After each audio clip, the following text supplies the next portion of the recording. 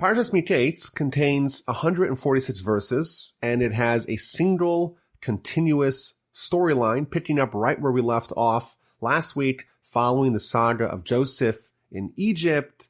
We left off last week, he was in prison, and this week we're going to read about his meteoric rise to becoming a monarch, to becoming the viceroy of Egypt, and his brothers and family in Canaan, the land of Israel, and their fateful meanings. Even though there's going to be 146 verses dedicated to the storyline, we're not going to have it resolved until next week. When the Parsha begins, it was 2 years to the day after the events of last week's Parsha, and Pharaoh had a dream. Like we mentioned last week, dreams are sometimes an element of prophecy, and the more connected someone is with the spiritual realm, the more spiritual their dreams are. Pharaoh must have obviously been someone who had a certain spiritual sensitivity by the fact that he's about to experience 2 prophetic dreams. A few weeks ago, we read about Hagar, who became the maidservant of Abraham and Sarah. And Rashi told us that Hagar was initially an Egyptian princess. But when Abraham came to Egypt, Pharaoh was so impressed and moved by Abraham and Sarah that he told his daughter Hagar, it's better for you to be a maidservant for Abraham than to be a princess in Egypt. And he gave Hagar, his daughter, to Abraham and Sarah as a maidservant. It's unlikely that the Pharaoh of Abraham is the same Pharaoh of Egypt, but it shows a certain consistency with spiritual sensitivity and acuity amongst these pharaohs. So what's Pharaoh's dreams? He's standing by the river, by the Nile, and there's 7 robust and healthy cows that emerge from the water, and they start grazing. And soon afterwards, 7 frail and gaunt cows come out of the river, and they too appear next to the cows on the bank of the river. And suddenly, the cows that were weak and emaciated consumed the healthy and robust cows, and despite eating the healthy cows, the 7 skinny, frail cows remained skinny and frail. And Pharaoh woke up. He fell back asleep, and he had a second dream. And there's 7 ears of grain sprouting from a single stalk, and again, 7 healthy, robust ears of grain, and then 7 other ears of grain, thin, weak, emaciated, they too sprout up, and the ears of grain that were weak and frail swallow up the 7 healthy and full ears, and Pharaoh awoke, and behold, it is a dream. In the morning, he's all agitated, he's frustrated, he calls to all his gurus, to all his savants, to all his necromancers, to all the wise men, to all his advisors, and he tells them the dream, and no one is able to sufficiently assuage Pharaoh. No one's able to interpret them in a way that he finds palatable. Rashi tells us one of them suggested that he's going to have 7 daughters, and then all 7 daughters are going to die. A second interpretation was he's going to conquer 7 countries, and then he's going to lose them all. Nothing seems to resonate with Pharaoh. And then the cupbearer, that same individual that used to be a cellmate with Joseph before he was restored to his post, he speaks up and he tells Pharaoh, I'm going to mention my transgressions today. I made a huge blunder. Why? And he recounts the whole story. Pharaoh got mad at his servants, and he placed me, the butler, together with the baker in jail with the chamberlain of the butchers. And we had the dreams, and I had a dream and the interpretation of his dream, and he had the interpretation of my dream. And there was this Hebrew youth, this slave. He's referring to Joseph, of course.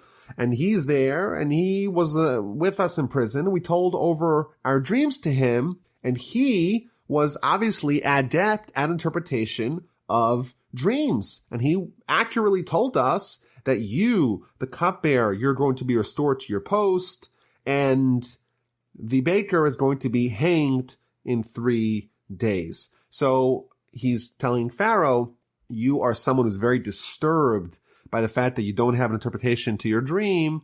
I may have the guy for you. And that, of course, is Joseph. So Joseph now has been 2 years since he had any contact with the baker or the butler. And in verse 14, we read how quickly Joseph is going to go from being languishing, rotting in prison to being ushered before Pharaoh.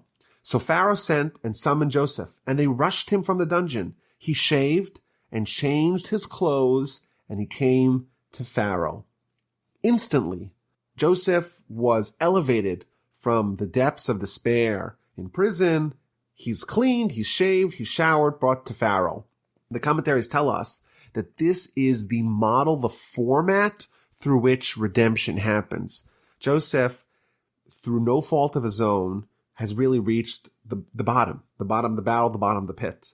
He was sold out by his brothers. He was sold as a slave multiple times. He was falsely accused of seducing his master's wife when really it was the other way around. He had a hope, he thought, with the baker and the butler appearing and interpreting the dreams of the butler correctly and making an exhortation for him to reach out to Pharaoh, but that too was dashed, and it's been 2 years. And just like that, Pharaoh summons, and he is before Pharaoh, and he's standing before him, all clean and ready to shine. The commentaries tell us redemption works instantly. There's a certain immediacy.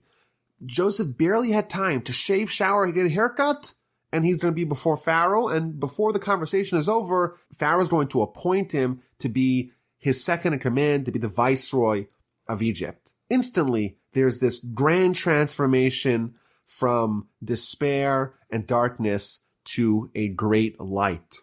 One of the more modern commentaries suggested that redemption, certainly of the messianic version, it's not like waiting for a car service or a taxi or an Uber where you could still kind of be in your house and wait, and they'll beep, they'll wait for you outside, and you could get your stuff and go into the car. It's like a train. You have to be there right on the platform, ready to jump on board, because it's going to happen so quickly. You have to be ready to climb on board, because otherwise you might miss him. So Joseph is now meeting Pharaoh, and Pharaoh tells to Joseph, I dreamt a dream, but no one can interpret it.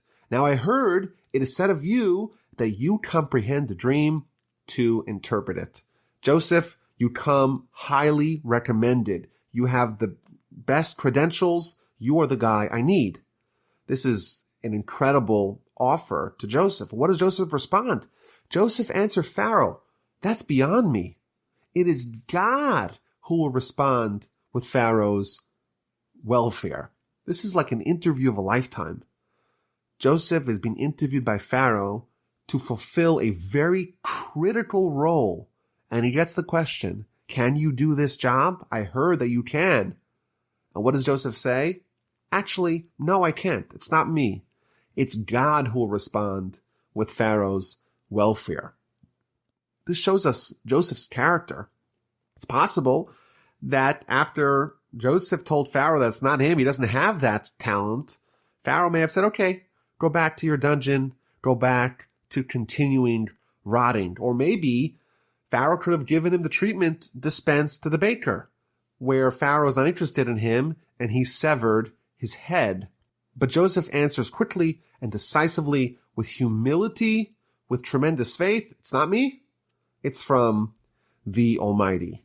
Pharaoh tells him, okay, let me give you the dream, and he recounts the dreams. There was the first dream with the 7 emaciated cows swallowing the 7 healthy cows. There's the second dream where the 7 weak heirs of grain consume the 7 healthy ones, and he wakes up and he does not have a solution. Joseph tells him, the dreams of Pharaoh is a single one. They're not 2 separate dreams, they're one dream. What God is about to do, he is telling Pharaoh. The 7 healthy cows, well, they are 7 years. 7 years of plenty. 7 years where the land is going to produce a bounty. The 7 good heirs, they too refer to those 7 years. It's all one big dream.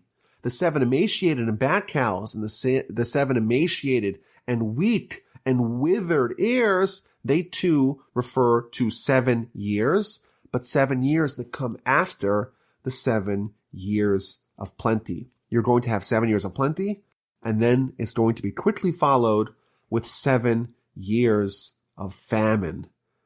God, says Joseph, is telling you, Pharaoh, what he's about to do. And the fact that the dreams are repeated, well, that's telling you another message. The message is that it's about to happen. It's not going to happen in some time down the road. It's imminently awaiting us. God is hastening. There's going to be 7 years of abundance and then 7 years of famine that will ravage the land. And just like those 7 skinny cows did not show the impression of satiation from consuming the 7 healthy cows, so too the 7 good years are going to be forgotten during the 7 years of famine. Continues Joseph. Now, Pharaoh should appoint a discerning and wise man to oversee the operations in Egypt and to stockpile and prepare the land for the 7 years of abundance. You have 7 years to prepare for the 7 years of famine. Stockpile the food, safeguard it, use it to reserve against the 7 years of famine. Be prepared for the absolute devastation that's about to hit the land of Egypt in 7 years from now. So there's a few interesting things to pull out of this narrative.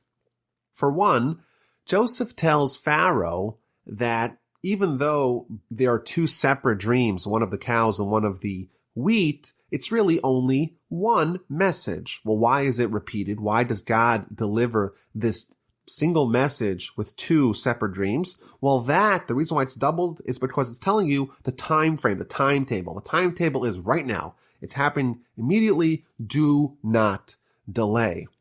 It's been pointed out that 13 years prior, we find out in a little bit that Joseph is 30 years old. So he was sold as a slave when he was 17. So it's been 13 years since Joseph had his 2 dreams, the 2 dreams where his brothers are bowing down to him.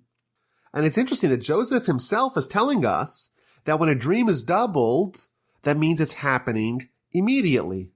Yet, with Joseph, we know from the rest of this week's Parsha, Joseph indeed is going to become a king, and his brothers are going to bow down before him.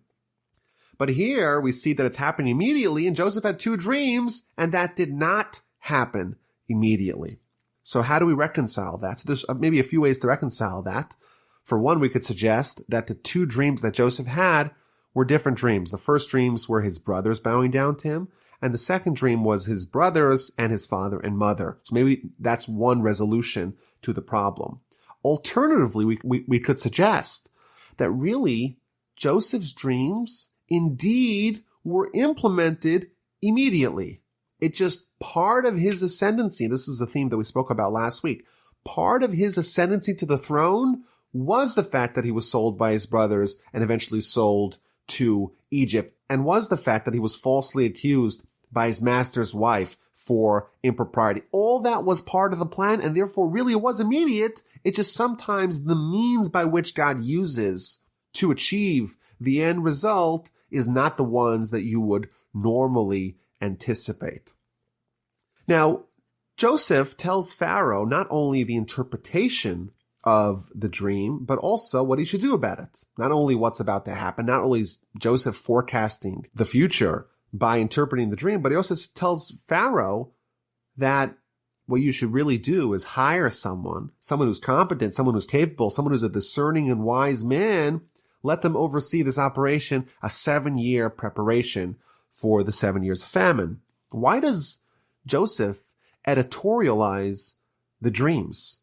After all, Pharaoh didn't tell him what to do about the dreams. Pharaoh only requested that he interpret them and let Pharaoh make the decision of how to move forward with this newfound information. So one of the commentaries suggests that this was all part of the interpretation of the dream. Joseph told Pharaoh, "Why is God telling this to you? The reason why the Almighty showed you this dream is because he wants you to do something about it. And therefore, verse 33 and on, where Joseph tells Pharaoh to find someone to oversee the plans of 7 years of plenty, that's all part of the scope of his role as the interpreter of Pharaoh's dreams.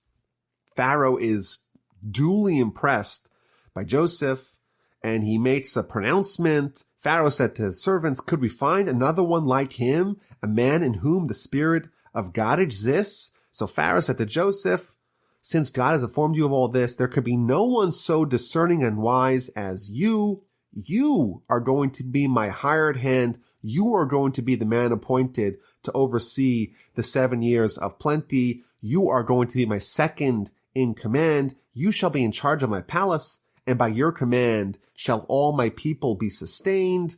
The only benefit that I'm going to have over you, only by the throne shall I outrank you."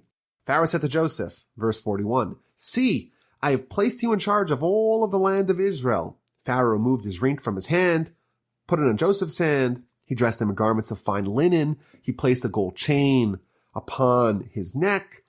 He had him ride in the second royal chariot. I guess that's the Egyptian equivalent of Air Force Two. And they proclaimed before him Avrech, and thus he appointed him over the land of Egypt. Pharaoh says to Joseph, "I'm Pharaoh, and without you, no man may lift up his hand or foot in all of the land of Egypt. You're going to be in charge of everything. I'm the titular head. I'm Pharaoh, but everything else is under your purview." Pharaoh called Joseph's name Tzafnas Paneach. He gave him a name which Rashi tells us means the one who uncovers the hidden. He gave him a wife, Asnas, the daughter of Potiphar, the chief of On, for a wife, like we mentioned last week. This is the daughter of Potiphar, the same individual to whom Joseph had worked and to whose wife had falsely accused Joseph of impropriety. Thus, Joseph emerged in charge of the land of Egypt, and he was 30 years old when he stood before Pharaoh, king of Egypt. Joseph left Pharaoh's presence, and he passed through the entire land of Egypt. Joseph woke up one morning. He was a prisoner. He's been in prison for multiple years for a crime he did not commit, and he went to sleep that night, having traveled throughout the land of Egypt in the chariot of royalty, dressed like a king, and with a mandate from Pharaoh to oversee every aspect of the Egyptian country. There's an amazing midrash that points out that there's 11 different distinct honors and plaudits that Joseph is given here by Pharaoh, and it connects them to the 11 different ways that Joseph overcame his temptation with the wife of Potiphar. Because Joseph overcame his urges to sin with the wife of Potiphar, for each one of those elements of resistance, he was granted an honor and a plaudit. And I think there's an overarching lesson that Joseph exercised superlative self-control, and therefore he's the one who was worthy of being given control. He mastered over his Yetzirah, over his evil inclination, and therefore he is the rightful master over the land of Egypt. Now, his wife is Asnas, the daughter of Potiphar. So there's an interesting backstory here brought in the name of the Midrash. Simply stated, this is just the daughter of his former master, Potiphar, and his wife. And that's how Rashi tells us it is. This is the daughter of Potiphar. The Midrash tells us something very fascinating. A few weeks ago, we read about Jacob's daughter and the half-sister of Joseph, Dinah, being assaulted and raped by Shechem, the son of Hamor. And then, of course, Shimon and Levi come and they decimate the whole city. But the Midrash tells us that indeed Dinah, she became pregnant as a result of that encounter. And she had a baby. The problem was that this baby grew up with a little bit of a cloud over her. And therefore, Jacob put her up for adoption. And she was adopted through a long circuitous route by Potiphar and his wife because they were barren. They weren't able to have any children.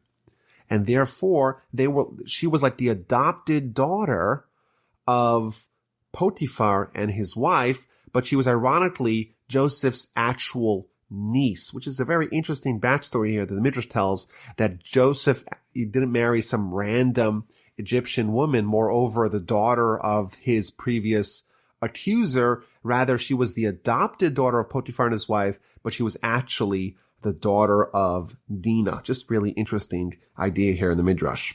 So Joseph's in charge of the land of Egypt, and the 7 years of plenty and abundance begin. And the earth produces incredibly. There's an incredible bounty, and the crop is just a booming one. And Joseph is gathering all the food of the 7 years that came to pass in the land of Egypt, even though there was tremendous plenty. And of course, under those circumstances, it's very hard to be frugal. It's very hard to pinch pennies. Still, Joseph is amassing food. He takes the grain from each locale and stores it in the earth for each locale to maximize its shelf life.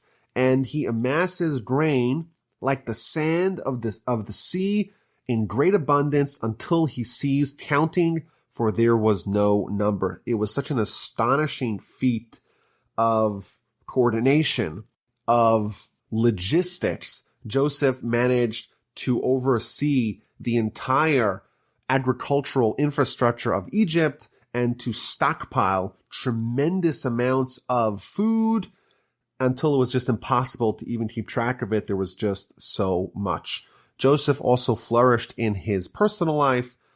He had 2 sons born before the famine had not yet set in. Rashi tells us that the fact that they were born before the famine set in, it's not a coincidence, because there is a prohibition from someone to procreate during the time when there is a famine. It's prohibited to engage in marital relations during the years of famine. When the whole world is suffering, it's improper for someone to be overly joyous. Similarly, if you remember, in Parshas Noach, we read that for the duration of the time of the ark, both humans and animals were prohibited from conjugal relations. So Joseph has 2 sons born to him via his marriage to Asnas, the daughter of Potiphar. The first son is Menashe. The word Menashe means to forget. And the reason why Joseph named his firstborn son Menashe was because God has made me to forget all my hardship and all my father's household. And the second son is Ephraim, which means to be fruitful, for God has made me fruitful in the land of my suffering. The commentaries are a little bothered by Joseph's naming his first son Menashe, because God has made me forget all my hardship and all of my father's household. It seems kind of strange that Joseph would forget where he came from. He would forget his roots. He would forget his father and his household and who he really stands for, what he is as an individual. It seems kind of problematic. So it's been suggested that really Joseph didn't forget it.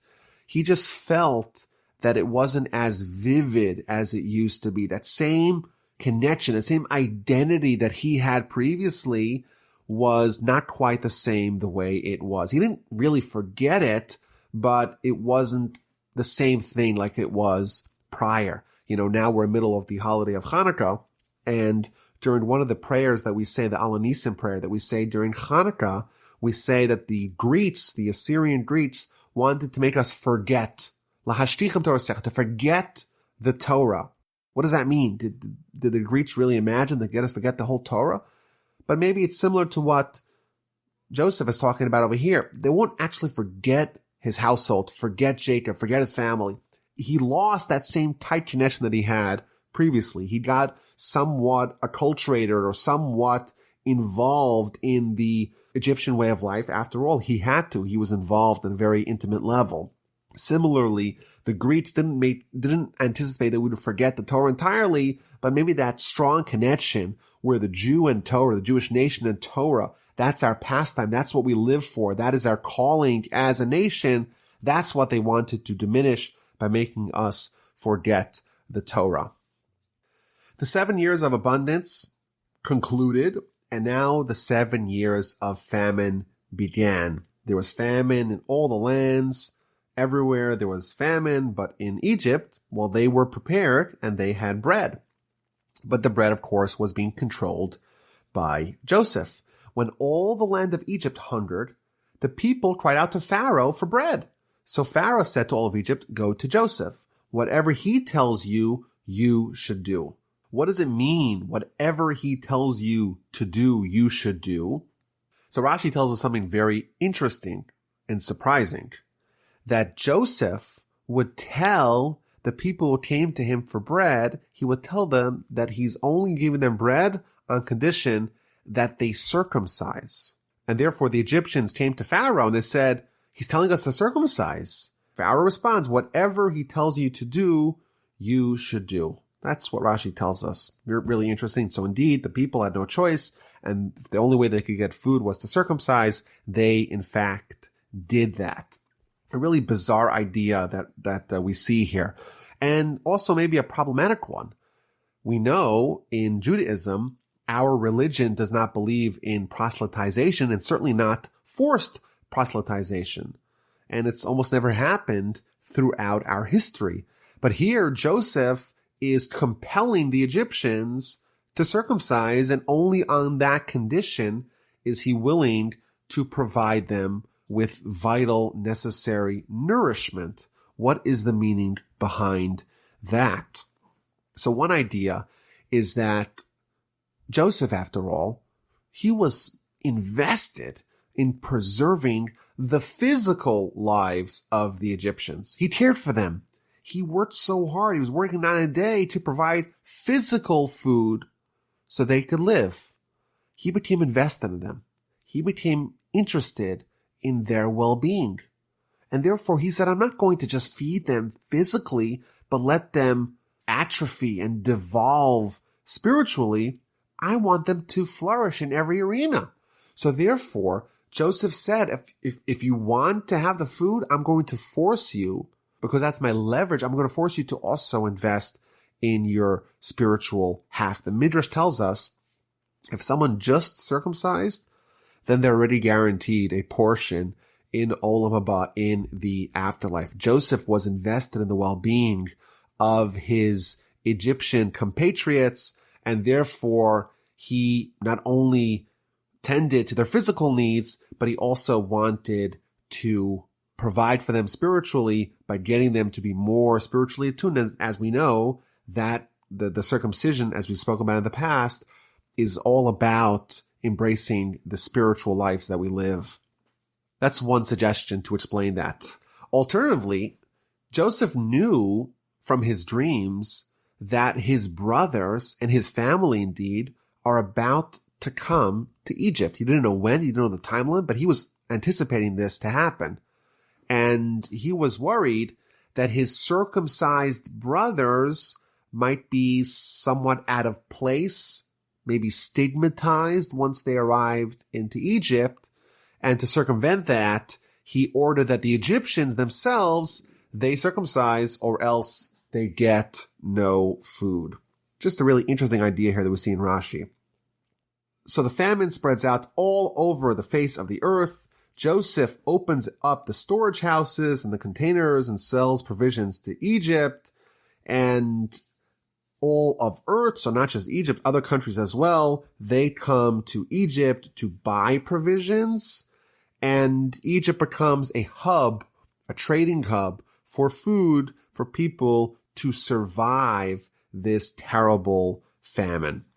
Chapter 42 pivots back to Canaan, back to the land of Israel, where Jacob is also suffering the effects of the famine. And therefore he says to his sons, don't make yourself conspicuous. Maybe we have the ability to sustain ourselves, but if everyone's going to Egypt, we shouldn't make believe like we have more than everyone else. and therefore I heard there's provisions in Egypt. Go down there, go purchase some of it for us so we can live and not die. So Joseph's brothers, 10 of them, went down to buy grain from Egypt. Joseph has 11 brothers. Of course, the exception here is Benjamin.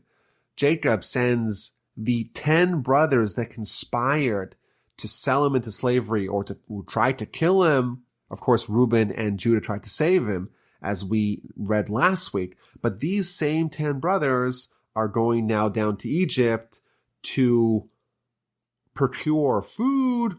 Jacob is unwilling to send Benjamin with his brothers. He's worried lest a disaster will befall him. So they head down from the land of Canaan to the land of Egypt. It's interesting. In verse 2, Jacob tells his children, Redu Shama, go descend down to Egypt. And he uses an unusual term, redu, descend down to Egypt, go down to Egypt. Rashi tells us that the gematria, the numerical value of the word redu, as we know, every Hebrew letter has a number that corresponds to it. And the numbers of the word redu is 210, which equal the exact number of years that the Jewish people are going to end up in the land of Egypt before the Exodus. So Jacob is like unknowingly and unwittingly spitting out prophecy with the words that he uses to tell his children, go down to Egypt. In verse 3, the 10 sons of Jacob are called the brothers of Joseph. And it's interesting, Rashi jumps on this, that even though they had sold them, they were beginning to regret it. And they were committing themselves to be brothers of Joseph, to re-engage with him in kinship and in brotherhood, and maybe even, as we will see later, maybe even try to find Joseph, whom they know is alive and whom they know was headed to Egypt. So they head down to Egypt and they enter among the arrivals.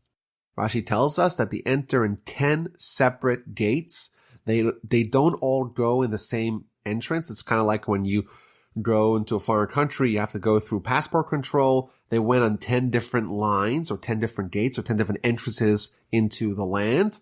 Why? So Rashi tells us one reason, because they were 10 healthy, robust, muscular men, and therefore if they all came together as a team, it would look so imposing and so impressive that there may be some evil eye. People may be envious, may be jealous, and that's not a good thing. It doesn't portend well for them. That's one idea. Later on, we see another reason why they entered in 10 different gates, to be able to spread out as much as possible over the land.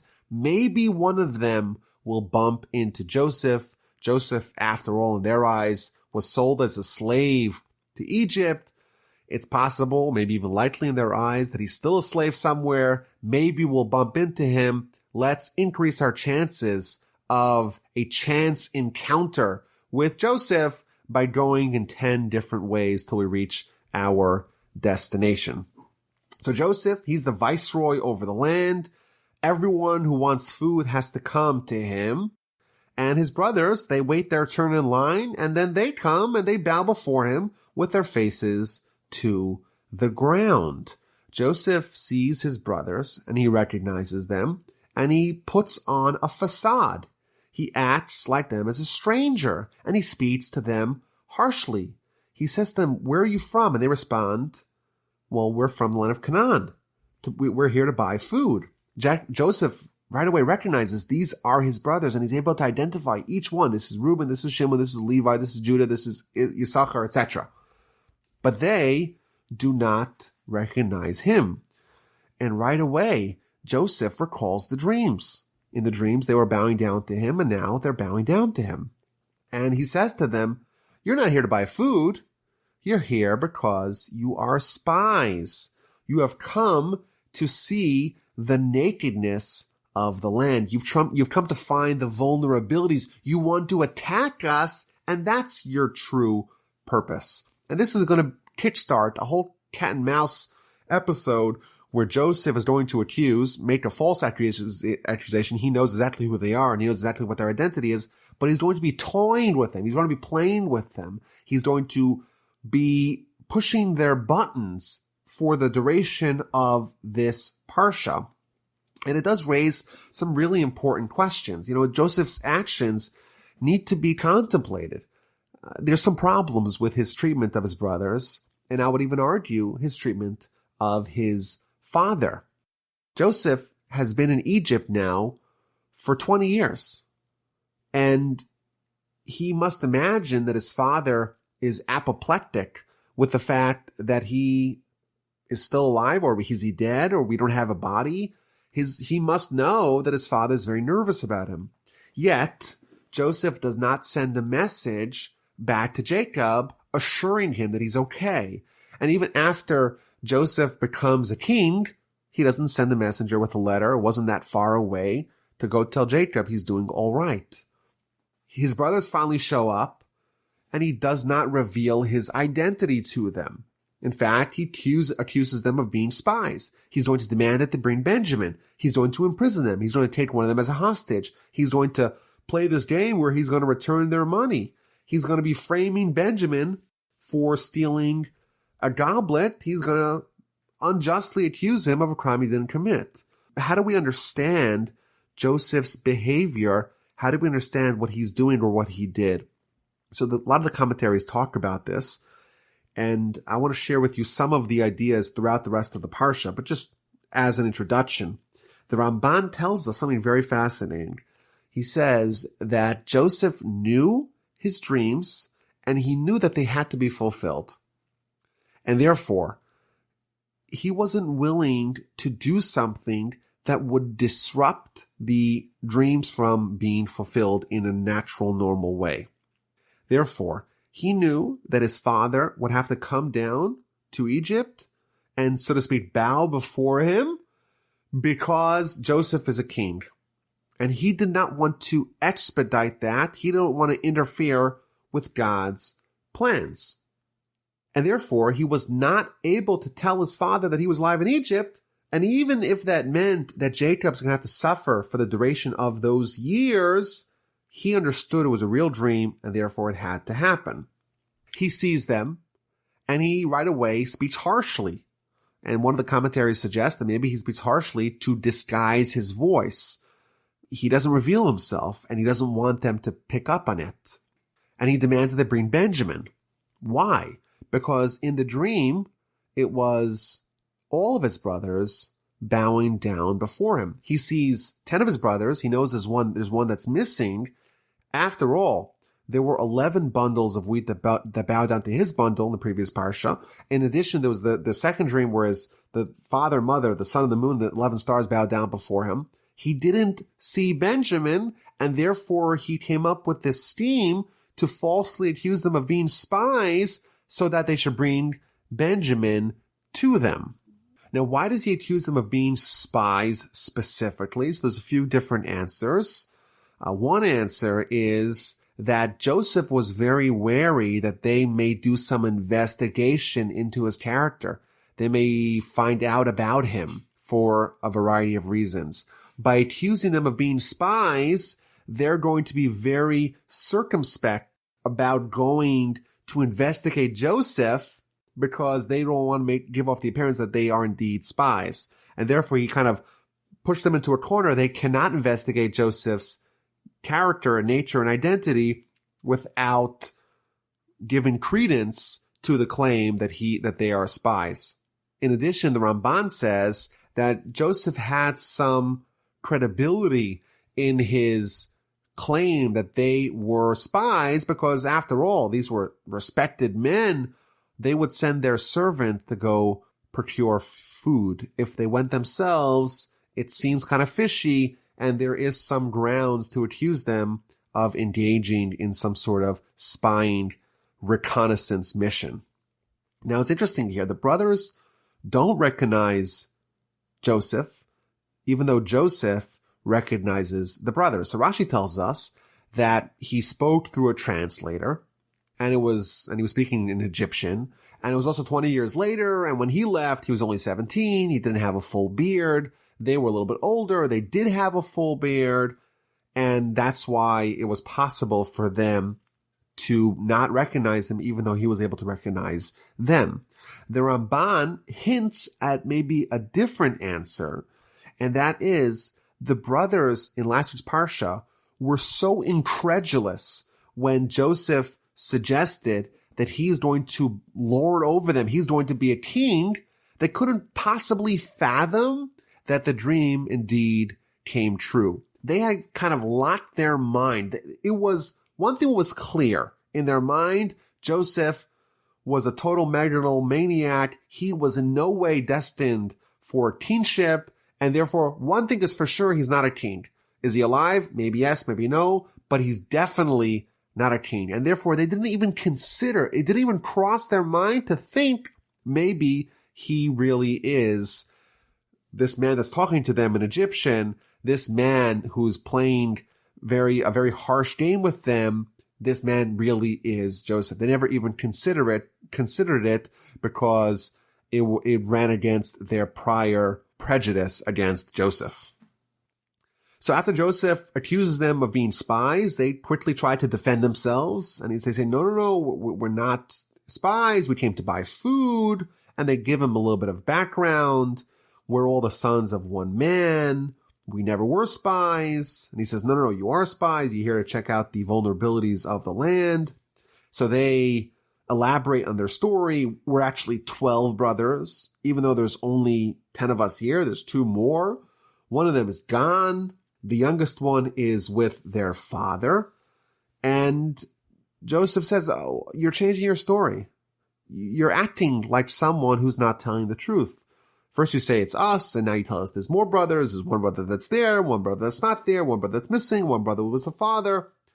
The only way I am trusting that you are not spies is if you bring your youngest brother here, you send one of you, go run up to the land of Canaan while the rest of you are imprisoned.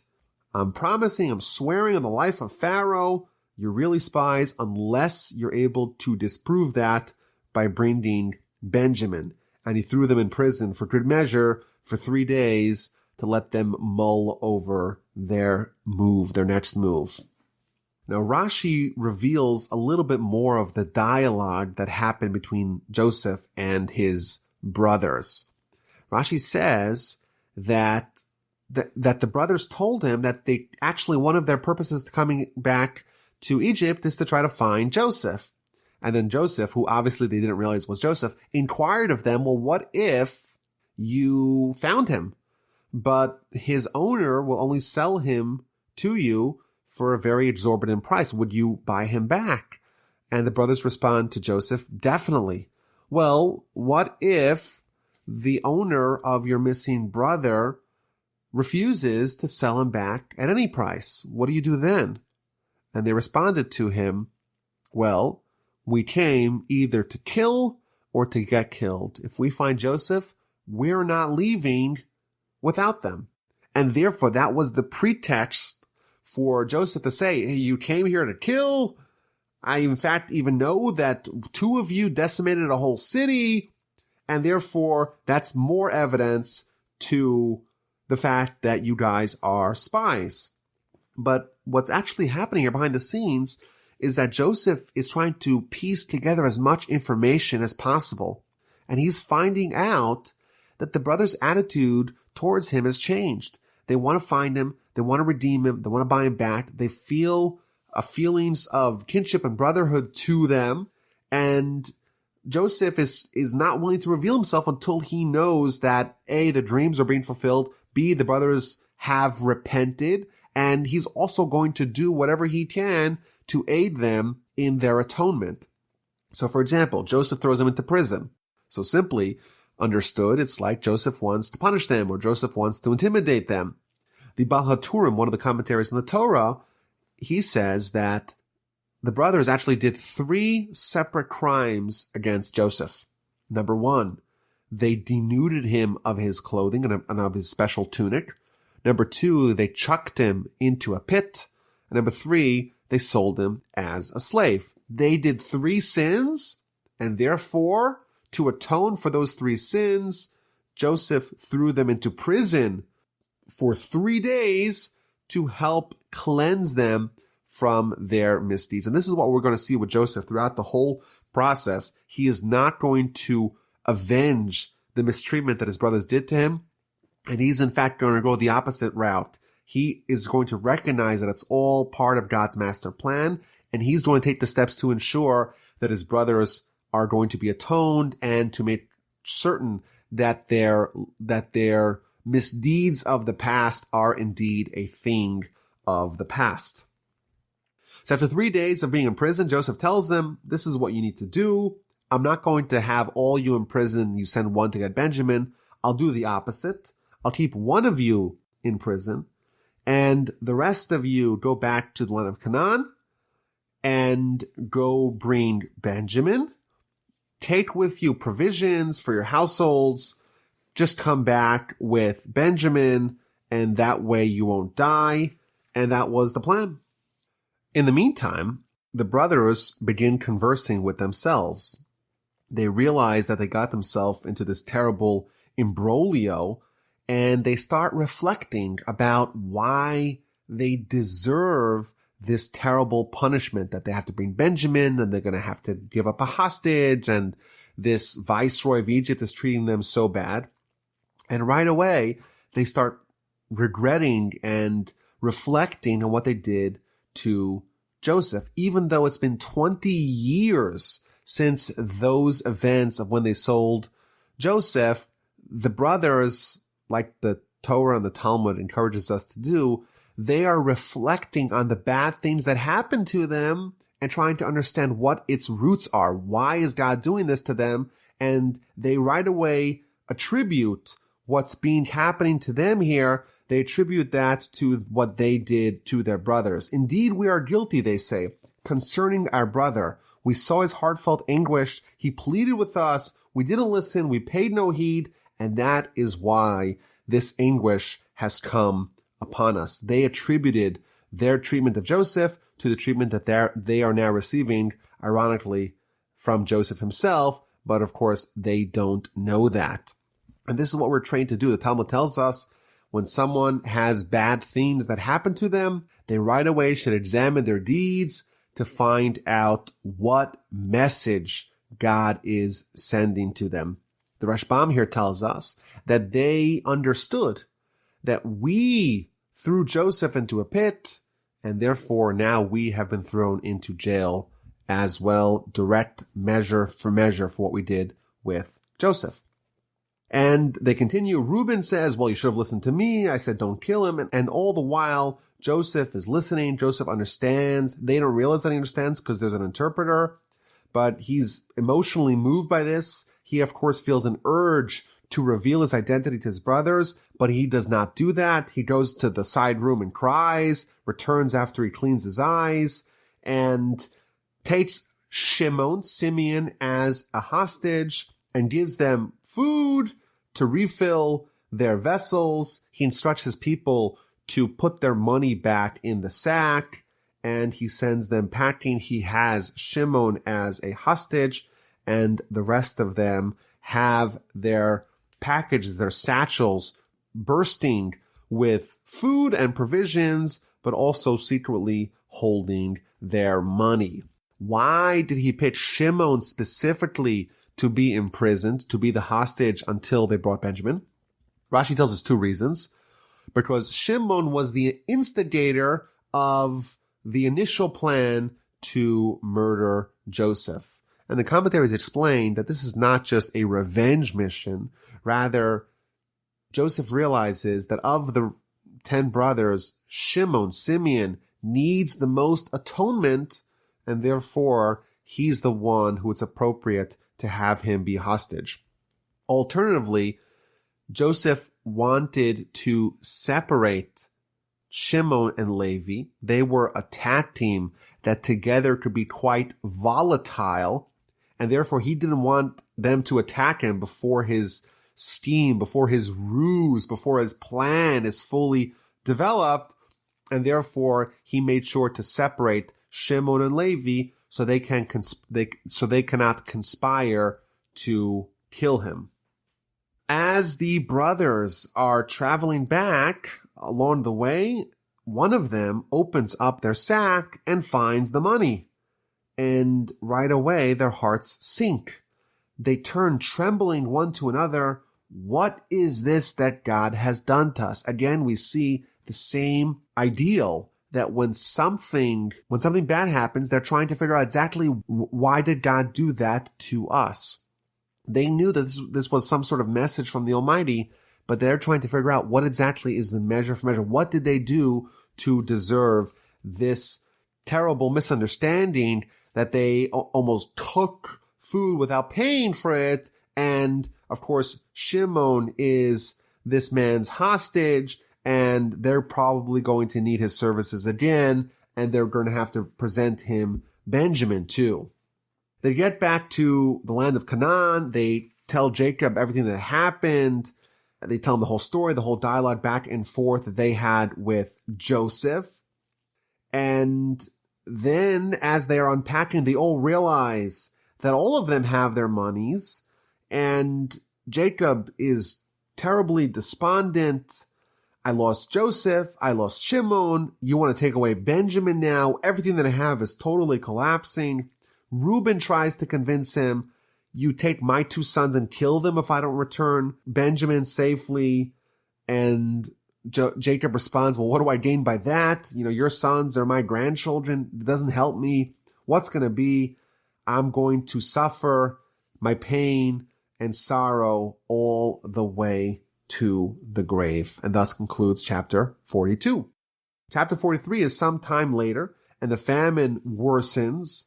And again, Jacob tells his sons, go back to Egypt. There's still food there. We don't have any more left over from what you brought in the initial trip. Go get us some more food. But Judah tells him, no, the man was quite clear. You will not see my face unless you have Benjamin. If you want to send us down, you have to give us Benjamin. That's the only way that we could go and buy food. And Judah reasons with his father. It's understandable you don't want to send Benjamin, but what happens if you don't send Benjamin? Then he's going to die for sure. If you send him down with us, I'll guarantee him. And it's quite likely that maybe everything will work out. We'll save Shimon. We'll bring back Benjamin. Who knows? But if you leave him here, then everyone's going to die. The famine is very severe. So Jacob relented, and he says, okay, I will send you with Benjamin. And like Jacob's encounter with Esau, he prepares a very robust gift. He takes a whole bunch of fruits and nuts and goodies that are only available in the land of Israel to give as a gift for Joseph. What can you give a man that has all the money in the world? Well, maybe some food that they don't have access to because of the nature of where they are living. He gives them double the money for the first trip, money for the second trip. He gives them Benjamin, and he says a prayer. May the Almighty grant you mercy before the man, that he may release to you your other brother as well as Benjamin. Jacob does not identify Shimon by name. He says, your other brother. Rashi tells us this is another instance where Jacob is speaking prophecy but not realizing it. He says, your other brother. Indeed, what's going to happen in this next trip is that the brothers are going to actually encounter the other brother, not just the one that was taken hostage now, not just Shimon, but also Joseph. And as for me, continues Jacob, as I have bereaved, so I am bereaved. Just as I have suffered from Joseph being taken and from Shimon being taken, I'll suffer if things go bad, if Benjamin does not return. The brothers arrive in Egypt and they meet Joseph again. Joseph instructs the people in charge of his house to prepare a feast. He wants to eat his meal together with these 11 brothers. They are very quick to try to pay their debt from last time. The man in charge tells him not to worry. Don't worry about it. I got your payment. We're good. They bring him to Joseph's house. They give him water to wash their feet. They give him food for the donkeys. They give the gift for Joseph. They're a little bit surprised that Joseph wants to eat with them. Again, they all bow down before him. So now all 11 of his brothers have bowed down before him. He is checking more of those boxes of what he wants to see before he reveals himself. He inquires about the welfare of them and their father. Is he still alive? And the brothers respond, your servant, our father, is at peace. He still lives. And then Joseph interacts with Benjamin, his full brother, and he asked them, is this your little brother of whom you spoke about? And he said, God be gracious to you, my son. There's a very interesting interaction here that Rashi tells us that happened between Benjamin and Joseph. Joseph asked Benjamin, do you have any brothers? He says, well, yes, I have a brother from my mother. Well, but I don't know where he is. Well, do you have any sons? And he says, yes, I have 10 sons. Well, what are their names? And Benjamin starts to list the names of his 10 sons. And each one of his 10 sons is named after another element of Joseph, either his relationship with Joseph, all the terrible things that happened to Joseph, or Joseph's stature. And Joseph is overwhelmed by this gesture of his brother that again, he's consumed with compassion with his brother. He runs to the next room. He cries and fortifies himself and returns to meet his brothers. It's interesting. We saw that Joseph had 2 sons, Ephraim and Manasseh, and now we read about Benjamin having 10 sons. The Talmud says something very interesting. It says that Joseph was supposed to be another one of the forefathers. And just like his father Jacob, Joseph was destined to bear 12 sons.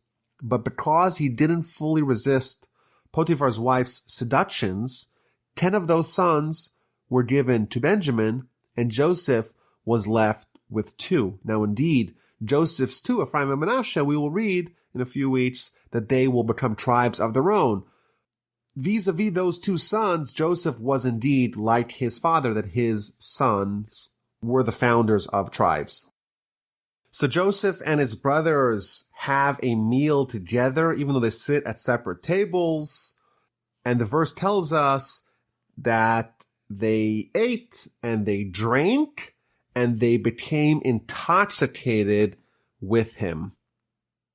Rashi tells us an astonishing factoid that from the day that the brothers had sold Joseph as a slave, they did not drink wine. And in fact, Joseph, did not drink wine. This was a 2-decade mourning period for everyone involved. Jacob, of course, was mourning. The brothers, even though they had thought they were justified in selling Joseph, they commiserated with Jacob and they withheld from wine. They refused to celebrate when their father Jacob was suffering. And Joseph too mourned, so to speak, alongside them. And now, for the first time in more than 20 years, they drank together and they became intoxicated. Joseph drank because, after all, now he's been reunited with all 11 of his brothers. And the obvious question is, well, why indeed did the brothers drink? And the commentators say a very clever answer. The brothers were accused of being spies. If they were to refrain from the offer of alcohol, it would be a sign that they are scared of what they might reveal when they're drunk. And therefore, the fact that they're able to drink and not be worried, that is proof that they are not spies. So they fulfilled their obligation. They brought Benjamin, and things are good. He returns Shimon, and he instructs the people of his home, of his household, to fill again the men's sacks with as much food as they could carry, again to return their money in the bottom of the sack. And then I want you to take my silver goblet, the goblet that I use for divination. I want you to place it in the satchel of the youngest one, in Benjamin's satchel. And the people followed Joseph's instructions precisely, and they're sent off. The men with their donkeys, everything they're happy, obviously. They have 11 of them. They got Shimon back. They have Benjamin intact, no problem.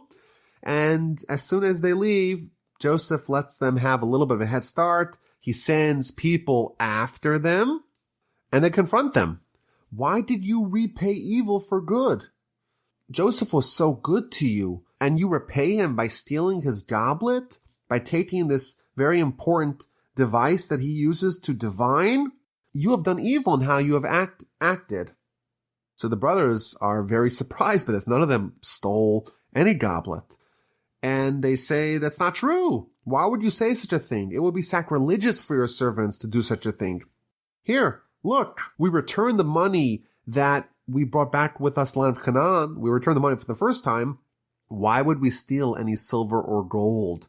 In fact, they declared, if you find this goblet in our satchels, whoever stole it will die, and the rest of us will be slaves to Joseph. So they start inspecting the backpacks, and they begin with the oldest and they end with the youngest. And of course, in the backpack, in the sack of Benjamin, they find Joseph's goblet.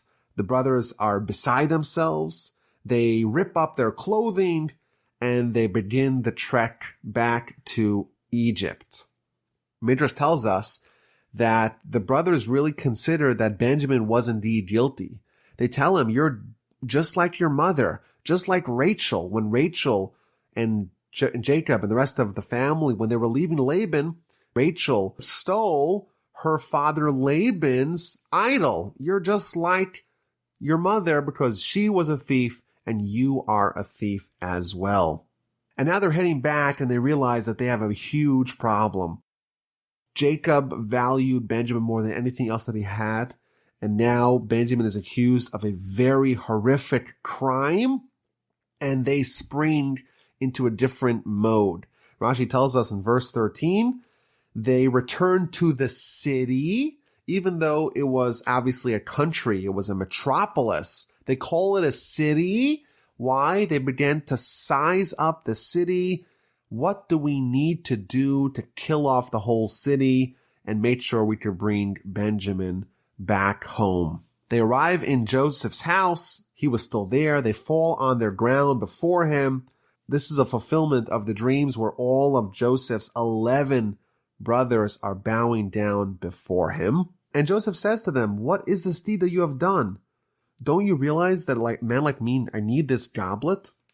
And of course, the question could be asked, why indeed did Joseph do it? So the Ramban tells us that he did it not to pain them, but Joseph was worried that maybe there was some latent hatred that they had for Benjamin. After all, he was from a different wife. He was from Rachel. Maybe the hatred that they had to Joseph, they transferred to Benjamin.